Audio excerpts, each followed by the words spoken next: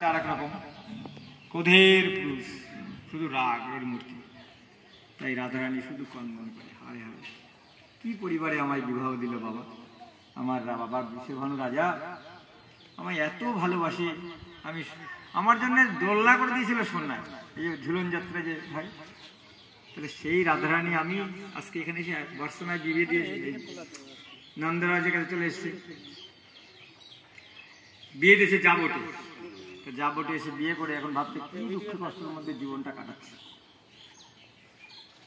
তাই তিনি প্রতিদিন কন্দন করেন, কবে আমার ভাই আসবে। ওই দেখো বিশাখার দাদা এসে বিশাখাকে নিয়ে গেল, ওই ললিতার দাদা এসে ললিতাকে নিয়ে গেল, চিত্রার দাদা এসে চিত্রাকে নিয়ে গেল। পাশাপাশি গ্রামেই সব বিয়ে হয়েছে, খবর পাচ্ছে।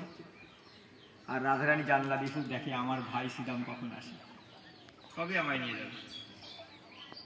মানে এই কিছুদিনের জন্য হলে অন্তত এখান থেকে একটু এক মাসের জন্য পিতৃ গৃহে গিয়ে একটু আনন্দ করব, সখার সঙ্গটা লাভ করব, সকল সখীরা এক জায়গায় হবে, এই আনন্দটা নেওয়ার জন্য সে মনে মনে খুব কন্দন করে।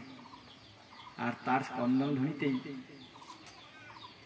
বৃন্দাবনের আকাশ বাতাস সব উষ্ণ হয়ে গেছে, বড়। এটা হলো আধ্যাত্মিক কারণ। এখন এত গরম হয়ে গেছে, তো রাধারানী তো গোবিন্দ ছাড়া ভালোবাসে না, গোবিন্দকে ছাড়া কে ভালোবাসবে।